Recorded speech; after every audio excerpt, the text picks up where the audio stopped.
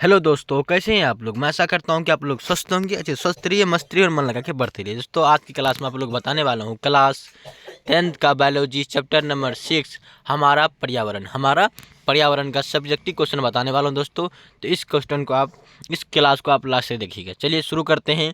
इस क्लास को शुरू करने से पहले अगर हमारे चैनल पर आप नए हैं दोस्तों तो चैनल को सब्सक्राइब कर लो, और वीडियो अच्छी लगी तो वीडियो को लाइक करके अपने दोस्तों के पास शेयर कर दे। चलिए शुरू करते हैं आज क्लासिक मोटिवेशनल पोइट के साथ। पोइट है दोस्तों, जीत के लिए जुनून चाहिए, जीत के लिए जुनून चाहिए, आत्मविश्वास रंगों में खूब चाहिए, ये आसमान भी आएगा जमी पर, ये आसमान भी आएगा जमी पर, बस इरादों में जीत की गूंज चाहिए, बस इरादों में जीत की गूंज चाहिए। चलिए इसी मोटिवेशनल पोइट के साथ इस क्लास को आगाज़ करते हैं दोस्तों। इस क्लास को आपको लास्ट तक देखना है, सारे क्वेश्चन को, हमारे पर्यावरण के सारे क्वेश्चन को क्लियर कर देंगे। चलिए शुरू करते हैं आज के क्लास को। आज के फर्स्ट क्वेश्चन लिखा है दोस्तों, पर्यावरण किसे कहते हैं। पर्यावरण किसे कहते हैं दोस्तों, देख लीजिए। पर्यावरण आप जान लीजिए किसे कहते हैं। किसी जीव के चारों ओर फैली हुई भौतिक और जैव कारकों से निर्मित दुनिया की, जिसमें वह निवास करता है तथा जिससे वह प्रभावित होता है, उसका पर्यावरण या वातावरण कहा जाता है। देख लीजिए, किसी जीव के, किसी भी जीव, मानव हो, शेर हो, बाघ हो, बकरी हो, हाथी हो, किसी भी जीव जिसमें जान होता है उसे जीव कहते हैं।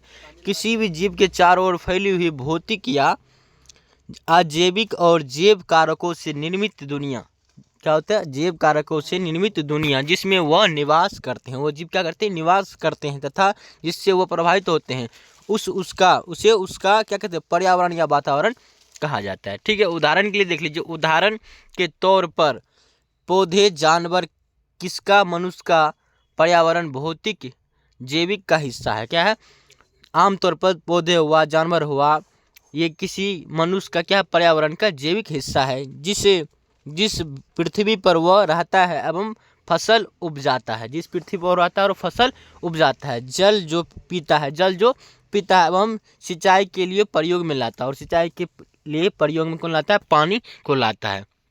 उसके बाद देख लीजिए क्या लिखा है। लिखा है हवा जा उसकी प्राणी वायु है, ये उसके भौतिक वातावरण का भाग है। जिसके अलावा वायुमंडलीय कारक जैसे सूर्य की रोशनी, वर्षा, तापक्रम एवं नमी आदि भी भौतिक वातावरण के भाग है। ये सब क्या है दोस्तों, मानव जीवन के लिए भौतिक वातावरण, ये सारे पर्यावरण है। ठीक है, चलिए आप पर्यावरण को समझे होंगे, स्क्रीनशॉट ले लीजिए। बढ़ते हैं अगले क्वेश्चन की ओर। उसके बाद क्या लिखा है, देख लीजिए। वायु प्रदूषण के कारक कौन कौन से, वायु प्रदूषण के कारण कौन कौन से, वायु प्रदूषण कारण कौन कौन से, ऑप्शन देख लीजिए, उत्तर देख लीजिए। उत्तर क्या लिखा, वायु प्रदूषण का मुख्य कारण कार्बन डाइऑक्साइड, क्या है, कार्बन डाइऑक्साइड है मुख्य कारण। सल्फर डाइऑक्साइड है, सल्फर डाइऑक्साइड गैस एवं कार्बन मोनोऑक्साइड गैस, ये क्या है दोस्तों, वायु प्रदूषण के कारण कौन कौन से। तब क्या लिखेंगे, कार्बन डाइऑक्साइड लिखेंगे फर्स्ट में, क्या लिखेंगे, कार्बन डाइऑक्साइड। दो नंबर में क्या लिखेंगे, सल्फर डाइऑक्साइड गैस, और तीसरा लिखेंगे कार्बन मोनोऑक्साइड। जो गाड़ियों से, मोटरसाइकिल से क्या निकलता है, कार्बन मोनोऑक्साइड गैस निकलता है। ठीक है, ये क्या वायु को क्या करते हैं, प्रदूषित करते हैं, जो बहुत ही खतरनाक बीमारी होती है। ठीक है, वायु प्रदूषण के ये कारक है। चलिए उसके बाद क्या लिखा है, 3 नंबर क्वेश्चन लिखा है, देख लीजिए क्या लिखा है। लिखा है प्रदूषण से आप क्या समझते, प्रदूषण क्या है दोस्तों, इससे आप क्या समझते, देख लीजिए कैसे लिखेंगे। वायु पर्यावरण में अवांछनीय पदार्थ का मिलना प्रदूषण कहलाता है। पर्यावरण में जितना भी आपके चारों ओर फैली हुई वातावरण है दोस्तों, इसी को पर्यावरण कहते हैं। पर्यावरण में जितना अवांछनीय पदार्थ है, जो आपके उपयोगी के नहीं, जो आपको हानि पहुंचाते हैं, उसी को कहते हैं। और मिलन, इसमें जो पर्यावरण, हमारे पर्यावरण में मिश्रित हो जाते हैं, मिल जाते हैं, धूल कण, गैस जितना भी होते हैं, मोनोऑक्साइड, कार्बन डाइऑक्साइड, ये जितने भी गैस होते हैं, क्या होते हैं, हम लोग के लिए अनुपयोगी होते हैं, अनिश्चित पदार्थ होते हैं, ये मिलते हैं तो उसी क्या कहते हैं, प्रदूषण कहते हैं। उसको क्या कहते हैं, प्रदूषण। वायु, जल तथा मिट्टी सबको प्रदूषित कर देते हैं, और क्या करते हैं, ये मिश्रण होकर वायु, जल तथा मिट्टी को सबको क्या करते हैं, प्रदूषित कर देते हैं। ठीक है, चलिए उसके 4 नंबर क्वेश्चन देख लीजिए क्या लिखा दोस्तों। लिखा ओजोन परत का क्या महत्व है, ओजोन परत का क्या महत्व है, देख लीजिए। उत्तर देख लीजिए क्या लिखा, ओजोन परत सूर्य के प्रकाश में स्थित हानिकारक पराबैंगनी किरणों का अवशेषण कर लेता है, तो जो मनुष्य, त्वचा कैंसर, मोतियाबिंद तथा अनेक प्रकार के परिवर्तन को जन्म देती है। क्या करती है? जब ओजोन परत सूर्य के प्रकाश में स्थित हानिकारक पराबैंगनी, क्या है? हानिकारक क्या है? पराबैंगनी है। सूर्य के प्रकाश जब पराबैंगनी किरणों का अवशोषण कर लेता है, क्या जब गिरता है, तो जो मनुष्य, त्वचा, कैंसर, मोतियाबिंद तथा अनेक प्रकार की क्या होते हैं? उत्परिवर्तन को जन्म देती है ये ओजोन परत। ओजोन परत किसको रोकती है दोस्तों? तो आप बताएंगे कि ओजोन परत होती है क्या? पराबैंगनी किरण को रोकते हैं। अगर ये छूट जाते हैं दोस्तों तो क्या होते हैं? इसमें जब अवशोषण होते तो मनुष्य के त्वचा को जला देते हैं, कैंसर, मोतियाबिंद तथा अनेक प्रकार की क्या होती है? बीमारियां फैल जाती है। ठीक है, जब पराबैंगनी किरण पृथ्वी पर गिरते हैं। इसको कौन रोकता है? तो आप बताएंगे कौन रोकता है? ओजोन परत रोकता है। ठीक है, चलिए उसके बाद स्कीम से ले लीजिए दोस्तों सारे क्वेश्चन को, बढ़ते हैं अगले क्वेश्चन की ओर। उसके बाद क्या लिखा है देख लीजिए, ओजोन स्तर का क्या महत्व? ओजोन स्तर का क्या महत्व देख लीजिए। आपको ये बता दें दोस्तों, 5 नंबर क्वेश्चन देख लीजिए। 5 नंबर क्वेश्चन क्या लिखा? उत्पादन से आप क्या समझते? उत्पादन से आप क्या समझते हैं? किस प्रकार लिखेंगे उत्पादन से आप क्या समझते हैं? देख लीजिए उत्तर लिखें दोस्तों, वैसे जीव जो अपना भोजन स्वयं बनाने की क्षमता रखते हैं उत्पादन कहलाते हैं। वैसे जीव जो अपना भोजन स्वयं उत्पन्न करते हैं या बनाने की अपने आप में क्षमता रखते हैं, उसे क्या कहते हैं दोस्तों? उसे कहते हैं आप उत्पादक कहते हैं। क्या कहते हैं? उत्पादक से आप क्या समझते हैं? जो जीव अपना स्वयं भोजन बनाने की क्षमता रखे उसी को आप क्या कहेंगे? उत्पादक कहेंगे। ठीक है, ऐसे जीव सूर्य के प्रकाश ऊर्जा का विकिरण ऊर्जा के रूप में ग्रहण करते हैं और ये क्या करते हैं? सूर्य के प्रकाश की सहायता से अपना भोजन तैयार करते हैं। ठीक है, उसके बाद देख लीजिए क्या ग्रहण कर क्लोरोफिल की उपस्थिति में व्याकरण सूर्य के प्रकाश को क्या करते हैं?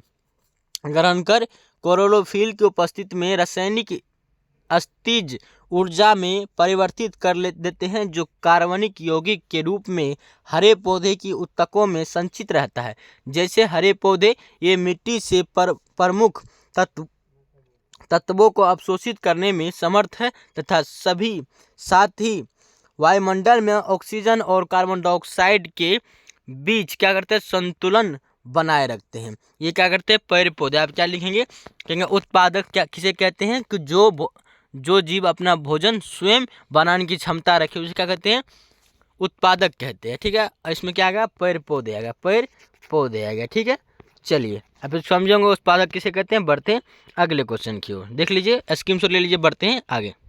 उसके बाद क्या लिखा है देख लीजिए, जैव अनिवीकरण अवशिष्टों से पर्यावरण को क्या हानि पहुंचाती? बोले जैव अनिवीकरण अवशिष्टों से पर्यावरण को क्या खतरा होती है, क्या खतरनाक देती है? खतरा क्या देती है? देख लीजिए, प्रदूषण के ऐसे कारक जिनका जैविक अपघटन नहीं हो पाता है। जो प्रदूषण के ऐसे कारक जिनका जैविक अपघटन नहीं हो पाता तथा जो अपने स्वयं स्वरूप को हमेशा बनाए रखते हैं और जो अपने स्वरूप को हमेशा बनाए रखता है, अर्थात प्रकृति विधियों द्वारा नष्ट नहीं होते। और प्रकृति विधियों द्वारा क्या होती है? जो नष्ट नहीं होता है, जैव अनिकर्मणीय अवशिष्ट कहलाते हैं। और क्या कहलाते हैं?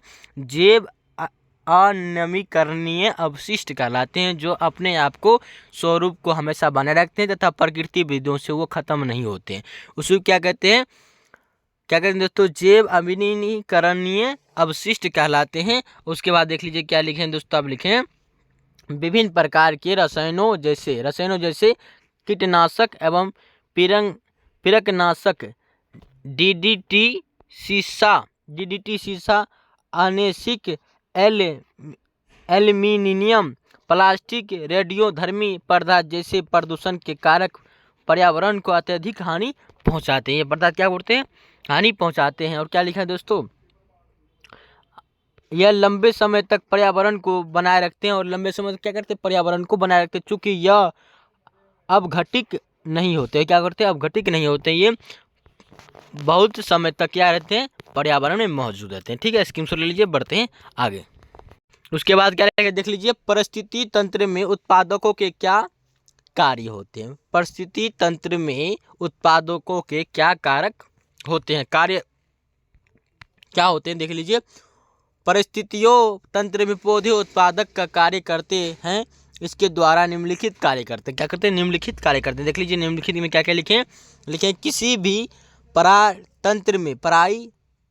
तंत्र में रहने वाले जीव की प्रकृति का निर्धारण हरे पौधे या उत्पादक के द्वारा ही होता है, हरे पौधे और उत्पादक के द्वारा ही होता है। दूसरा पॉइंट क्या लिखेंगे, वायुमंडल में ऑक्सीजन एवं कार्बन डाइऑक्साइड के बीच का संतुलन हरे पौधे द्वारा ही होता है। बोल रहा है वायुमंडल में ऑक्सीजन एवं कार्बन डाइऑक्साइड के जो बीच का संतुलन बना रहता है वह हरे पौधे ही के द्वारा ही बना रहता है। उसके बाद तीसरा पॉइंट, केवल हरे पौधे ही पारितंत्र के मूल ऊर्जा स्रोत सौर ऊर्जा का पर ग्रहण कर सकते हैं। बोल रहा है हरे पौधे ही क्या करते हैं, मूल ऊर्जा नहीं सौर ऊर्जा की पर ग्रहण कर सकते हैं। ठीक है, चलिए समझेंगे, स्कीम सोच ले लीजिए, बढ़ते हैं आगे। 8 नंबर क्वेश्चन क्या लिखा है देख लीजिए, लिखा है परिस्थिति तंत्र के विभिन्न घटकों को एक चित्र के द्वारा दर्शाइए। देख लीजिए किस तरह दर्शाया गया है, इस चित्र को आप स्क्रीन शॉट ले लीजिए दोस्तों, है ना, और कॉपी पूरा सही से देखिएगा। ठीक है, इधर क्या लिखेंगे आप, जैव घटक जिसमें मृदा,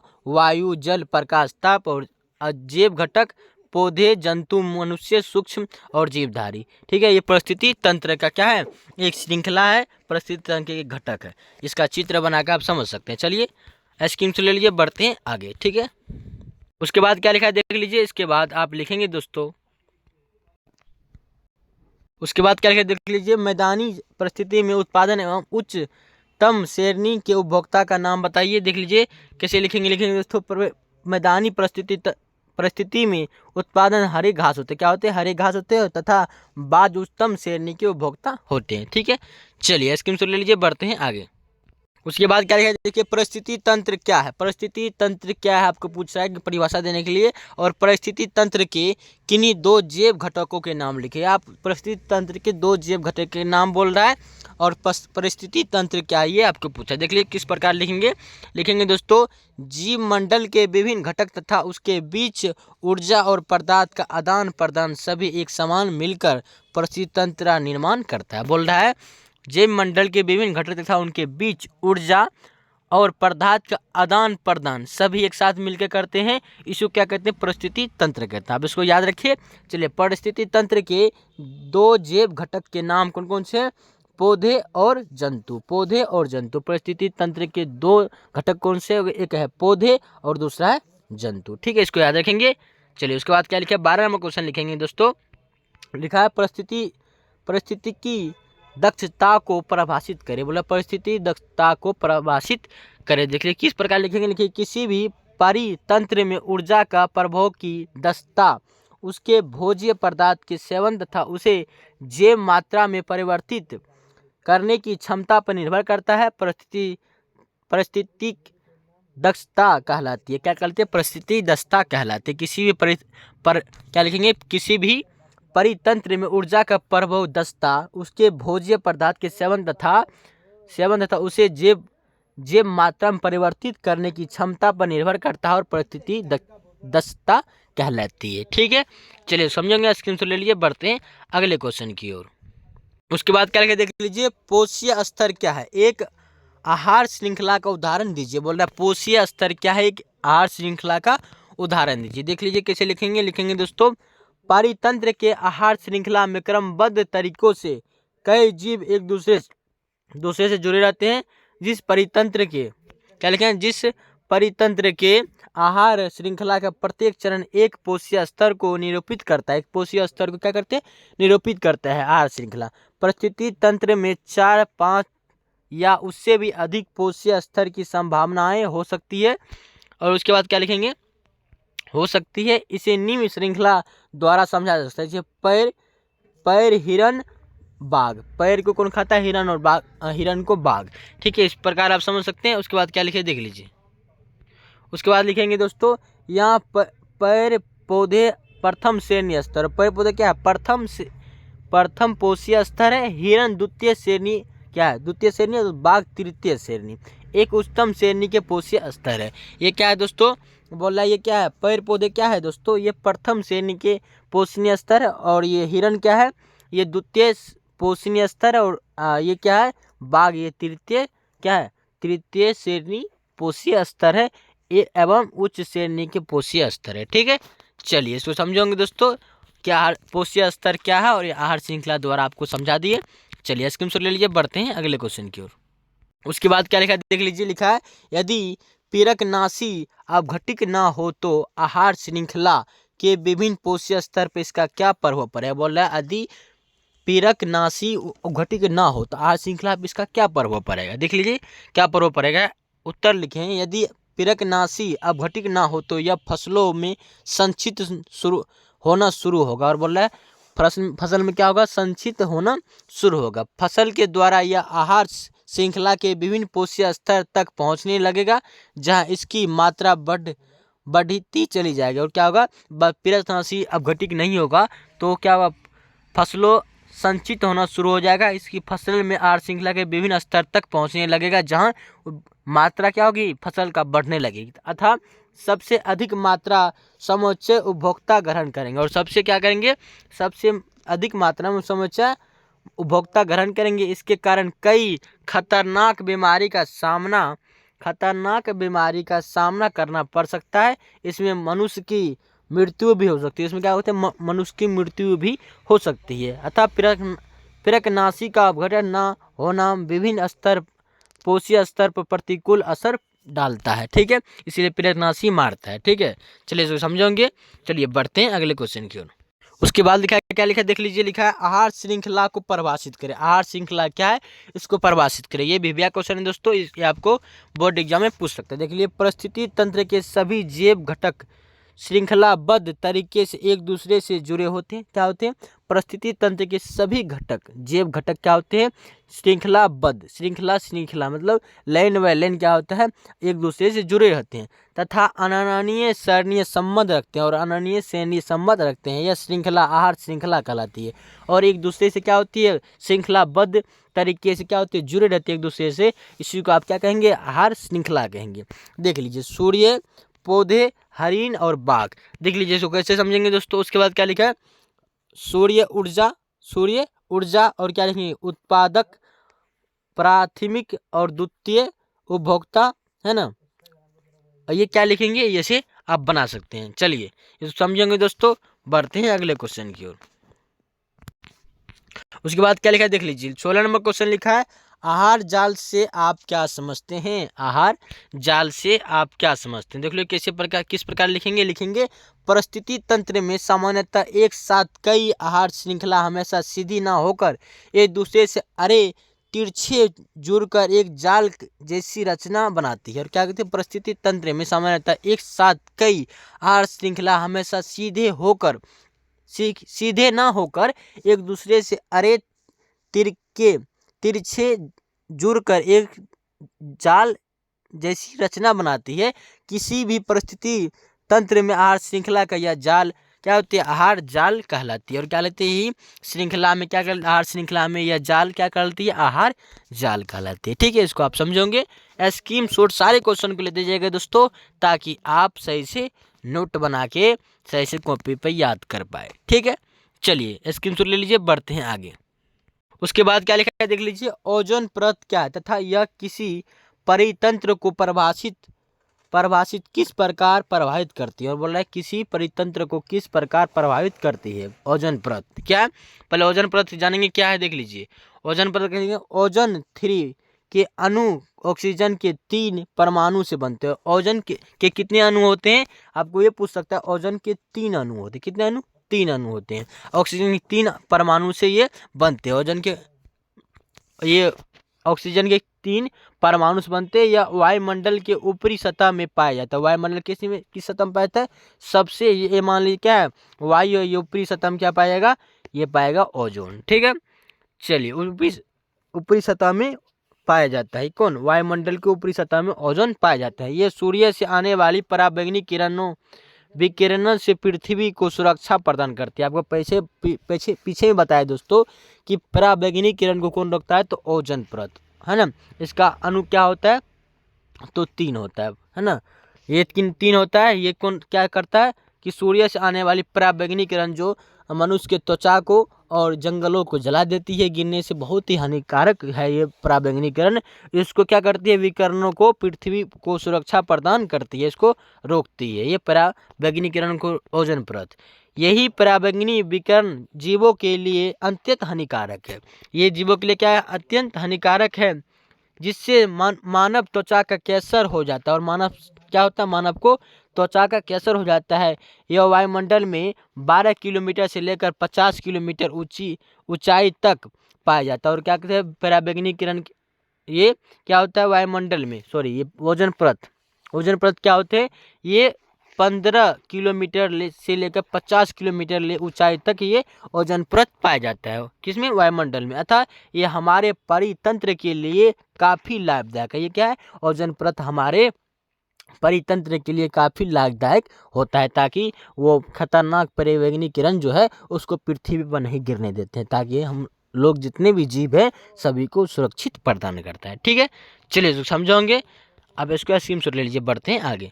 उसके बाद क्या देख लीजिए, परितंत्र में अपघटकों की भूमिका बताइए। परितंत्र में अपघटकों का भूमिका आपको कह रहा बताने के लिए, देखिए कैसे लिखेंगे परितंत्र में कुछ सूक्ष्म जीव जैसे बैक्टीरिया, कवक एवं प्रोटोजोआ पाए जाते हैं। परितंत्र में कुछ सूक्ष्म जीव पाए जाते हैं, जिसको बैक्टीरिया, कवक और प्रोटोजोआ पाए जाते हैं। ये सूक्ष्म जीव पौधे एवं जंतुओं के मृत शरीर एवं बैग्य पदार्थ का अपघटन करते हैं, अतः ये अपघटक कहलाते हैं। क्या कहलाते हैं, जो मृत जीवी को क्या करते हैं, ये बैक्टीरिया, कवक, प्रोटोजोआ क्या करते हैं, मृत शरीर या मृत जंतुओं के शरीर में क्या करते हैं, वे ये पदार्थ का अपघटन करते हैं। यह क्या कहलाते हैं, अपघटक कहलाते हैं। ऐसे जीव क्या लिखेंगे, ऐसे जीव पौधे एवं जंतु के मृत शरीर एवं बैग्य पदार्थ में, है ना, गला शराब पदार्थ में, है ना, उपस्थित रहते हैं। और क्या करते हैं, उपस्थित जटिल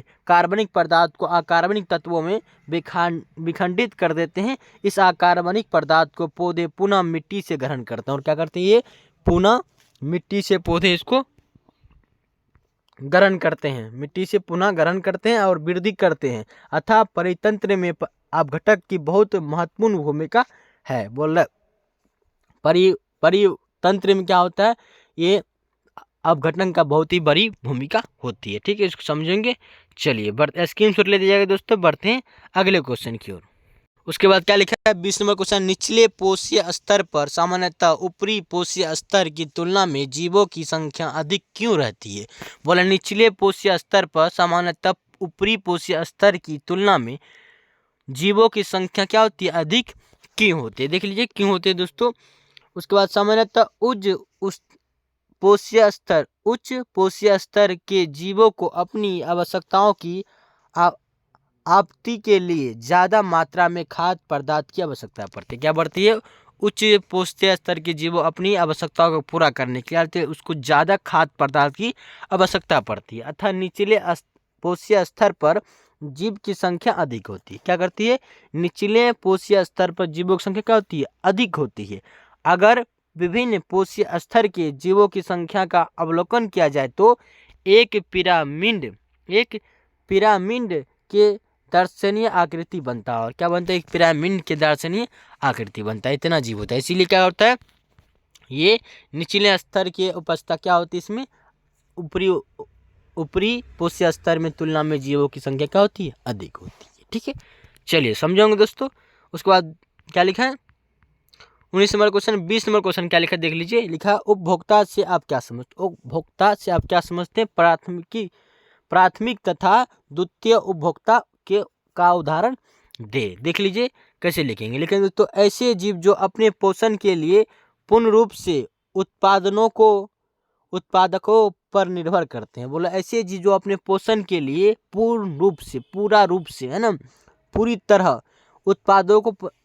उत्पादकों पर निर्भर करता है, उपभोक्ता कहलाती है। उपभोक्ता किसे कहेंगे, जो उत्पादकों पर निर्भर रहता है, पूरी तरह उत्पादों पर निर्भर रहती है, उसी को आप उपभोक्ता कहेंगे। सभी जंतु उपभोक्ता की श्रेणी में आते हैं। सभी जंतु क्या आते हैं, जंतु आप याद रखिए, जितना भी जंतु है वो उपभोक्ता की श्रेणी में आते हैं। गाय, भैंस प्राथमिक उपभोक्ता एवं शेर, बाघ द्वितीय उपभोक्ता के उदाहरण है। गाय, भैंस आप याद रखिए, गाय और भैंस देख लीजिए, गाय और भैंस क्या है, प्राथमिक उपभोक्ता एवं शेर और बाघ द्वितीय उपभोक्ता है। ठीक है, इसको याद रखेंगे आप। चलिए स्क्रीनशॉट ले लीजिए, नोट बना के सही सही याद कीजिएगा। ठीक है, चलिए बढ़ते हैं अगले क्वेश्चन की ओर। उसके बाद क्या देख लीजिए, एरोसोल रसायन के हानिकारक प्रभाव क्या है। एरोसोल रसायन के हानिकारक प्रभाव क्या है, देख लीजिए, कुछ सुगंध झांगदार शेविंग क्रीम, कीटनाशक, गंधहारक आदि डब्बों में आते हैं और फुहारा या झार के रूप में निकलते हैं। फुहारा और क्या होते हैं, झार के रूप में गंध निकलते हैं। या कीटनाशक, गंधहारक आदि डब्बे क्या होते हैं, फुहारा या झार के रूप में निकलते हैं। इन्हें एरोसोल एरो एरोसोल कहते हैं। इसे क्या कहते हैं, एरोसोल कहते हैं। अब याद रखिए, जो कीटनाशक हो, गंधहार है ना, झंझार, शेविंग क्रीम, ये फुहारा या छार के रूप में निकलते हैं। इन्हीं को एरोसोल कहते हैं। क्या कहते हैं, एरोसोल कहते हैं। इनके प्रयोग से वाष्पशील क्लोरोफ्लोरोकार्बन वायुमंडल में पहुंचकर ओजोन स्तर को नष्ट करता है। क्या करता है, ओजोन स्तर को नष्ट करता है। CFC का प्रयोग व्यापक तौर पर एयर डी नसरो, रेफ्रिजरेटरों, शीतल को, जेट इंजनों, अग्निशामक उपकरणों आदि में ये होता है। ठीक है, चलिए, किसका होता है, एरोसोल का रसायन का प्रयोग होता है। ठीक है, चलिए बढ़ते हैं आगे, स्क्रीनशॉट ले लीजिएगा। उसके बाद क्या लिखा है, देख लीजिए, संख्या, क्या लिखा है, संख्या पिरामिड किसे कहते हैं, संख्या पिरामिड किसे कहते हैं। ठीक है, देख लीजिए, उत्तर लिखेंगे, क्या लिखेंगे, अगर विभिन्न पोषीय स्तर के जीवों की संख्या अवलोकन किया जाए तो एक पिरामिड की दृश्य आकृति बनती है, जिसे संख्या पिरामिड कहते हैं। अगर विभिन्न पोषीय स्तर के जीवों की संख्या का अवलोकन किया जाए कि कितना जीव है, तो वो क्या बन जाएंगे दोस्तों, एक पिरामिड का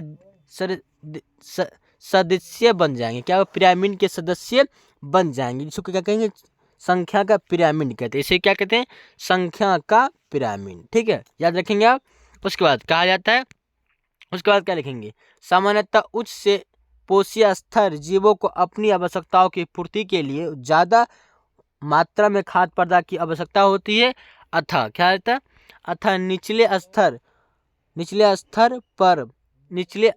निचले पोषीय स्तर पर जीवों की संख्या क्या होती है, अधिक होती है। ठीक है, चलिए देख लीजिए दोस्तों, घास स्थल में संख्या का पिरामिड, ये पिरामिड बन जाता है। ठीक है, चलिए आप इसको स्क्रीनशॉट ले लीजिए, बढ़ते हैं अगले क्वेश्चन की ओर। ठीक है, ले लिए दोस्तों, चलिए स्क्रीनशॉट लेते जाएगा दोस्तों। उसके बाद क्या लिखा, देख लीजिए, दो ऐसे तकनीक बताइए जिनके अजैव नवीनीकरणीय पदार्थ पर्यावरण को प्रभावित करें। दो ऐसे तरीके बताइए। ठीक है, देख लीजिए कैसे तरीके बताएंगे, दो तरीके बताएंगे दोस्तों। अजैव नवीनीकरण पदार्थ का घटक ना हो पाता है, यह पदार्थ सामान्यतः अंकीय तथा पर्यावरण में लंबे समय तक बने रहते हैं। क्या होते हैं, नवीनीकरण पदार्थ एक ऐसा पदार्थ होता है जो पर्यावरण में अपघटक नहीं होता और लंबे समय तक पर्यावरण में क्या होते हैं, अंकीय रहते हैं। ठीक है, उसके बाद क्या लिखेंगे, अथवा पर्यावरण के अन्य सदस्यों को हानि पहुंचाते हैं। और क्या पहुंचाते हैं, ये एक ऐसे पदार्थ है जो लंबे समय तक क्या होते हैं, अपघटक पर्यावरण नहीं होते और लंबे समय तक रखे हैं, और जीवों जितने लोग होते हैं पर्यावरण में, उसको क्या पहुंचाते हैं, हानि पहुंचाते हैं। ठीक है, दूसरा पॉइंट क्या लिखेंगे, वे पदार्थ श्रृंखला में मिलकर, वे पदार्थ क्या होते हैं, श्रृंखला में मिलकर जैव अपवर्धन करते हैं और मानवों को कई प्रकार से हानि पहुंचाते हैं। मानव को क्या पड़ता है, कई प्रकार के हानि पहुंचाते हैं। यही उपरोक्त दो तरीके हैं जिनसे अजैव नवीनीकरणीय पदार्थ पर्यावरण को प्रभावित करते हैं। प्रभावित बोला बताने के लिए किस तरह प्रभावित करते हैं दोस्तों, आपको बता दिए, जिस तरह आपको बताया जा रहा है उसी तरह आप लिखिए, स्क्रीनशॉट ले लीजिए, बढ़ते हैं अगले क्वेश्चन की ओर। उसके बाद क्या लिखा है, देख लीजिए, अजैव नवीनीकरणीय पदार्थ का वातावरण में बढ़ने का मुख्य कारण क्या है। बोल रहा है अजैव नवीनीकरण पदार्थ जो वातावरण में बढ़ने लगते हैं उसका कारण क्या है। देख लीजिए किस प्रकार लिखेंगे, कल कारखानों एवं उद्योगों के कारण अजैव नवीनीकरण पदार्थ वातावरण में बढ़ जाते हैं। ये कल कारखानाओं जो है, फैक्ट्री जो है, कंपनी, बड़े बड़े उद्योग जो है, तो उसमें से जितने भी कचरे निकलते हैं दोस्तों, यही क्या है, ये अजैव क्या है, नवीनीकरणीय पदार्थ वातावरण में यही पदार्थ क्या होता है, काफ़ी बढ़ जाता है और प्रदूषण फैला के लोगों को काफ़ी नुकसान पहुंचाता है। ठीक है, चलिए समझेंगे। उसके बाद देख लीजिए क्या लिखा है, 25 नंबर क्वेश्चन लिखा है, किसी भी परितंत्र में जैव घटक कौन कौन से है। बोल रहा है किसी भी परितंत्र में जैव घटक कौन कौन से हैं? उत्पादक एवं उपभोक्ता में उदाहरण सहित विभेद करें। देख लीजिए कैसे लिखेंगे। लिखेंगे उत्तर, किसी भी परितंत्र में विभिन्न जैव घटक है, पेड़ पौधे हैं, क्या है? पेड़ पौधे हैं, उसके बाद पेड़ पौधे, जंतु, सूक्ष्म जीव आदि। किसी भी परितंत्र में हरे पौधे तथा प्रकाश संश्लेषी बैक्टीरिया जो अपना भोजन प्रकाश संश्लेषण के द्वारा बनाते हैं। क्या बनाते हैं? अपना प्रकाश क्या बनाते हैं? प्रकाश संश्लेषण के द्वारा बनाते हैं। उत्पादक कहलाते हैं। क्या कहलाते हैं? उत्पादक कहलाते हैं। जो अपना भोजन बनाने की क्षमता रखते हैं और अपना भोजन स्वयं बनाते हैं, उसी को क्या कहेंगे दोस्तों? उत्पादकता कहेंगे, उत्पादकता। ठीक है, उसके बाद देख लीजिए क्या लिखा है। उत्पादकता कहलाते हैं इन्हें स्वपोषी भी कहते हैं। इन्हें उत्पादकता को ही स्वपोषणीय पदार्थ भी कहते हैं। ठीक है, चलिए उसके किसी भी परितंत्र में वैसे जीव जो अपने भोजन का संश्लेषण स्वयं नहीं कर पाते हैं अथापि प्रत्यक्ष या परोक्ष रूप से उत्पादकों पर निर्भर करते हैं, उपभोक्ता कहलाते हैं। क्या कहलाते हैं? उपभोक्ता। जो अपना भोजन स्वयं नहीं बनाकर क्या कहलाते हैं? उत्पादकों पर निर्भर करते हैं, उससे उपभोक्ता कहलाते हैं। ठीक है, अब समझेंगे दोस्तों, स्क्रीनशॉट ले लीजिए। बढ़ते हैं अगले क्वेश्चन की ओर।